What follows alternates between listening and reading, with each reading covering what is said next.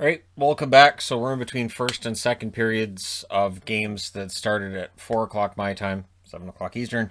So now's a good time to do like a news video on stuff that's happened since this morning, including Johan Larsson has been suspended 2 games for the head hit on Zach Sanford in last night's game, so he will be unavailable to Arizona over the next 2, which will, of course, be against St. Louis and probably another 40 after that. I think they'll just play each other for the rest of time. So, yeah, Larsson, maybe this was a way of saying, I'm tired of seeing these guys. Well, just throw a head hit. I don't want to throw a head hit.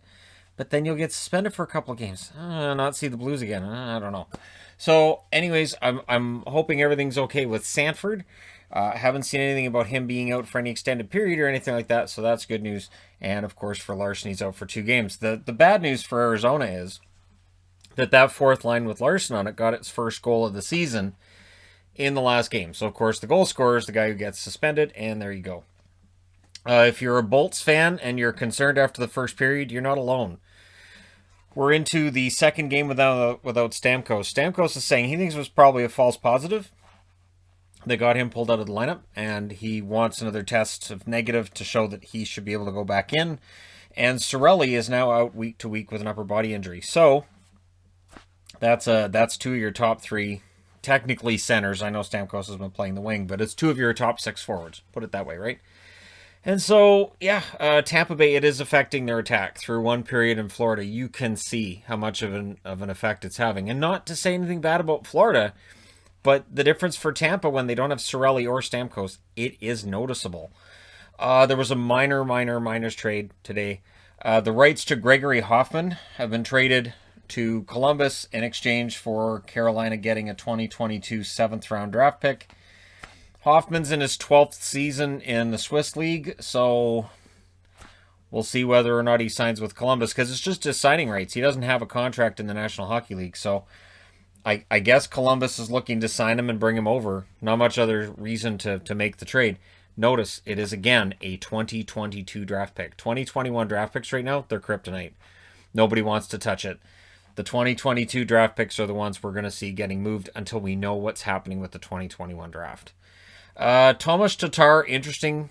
Speculate away. Tomas Tatar, a healthy scratch tonight for the Montreal Canadiens, which raised some eyebrows.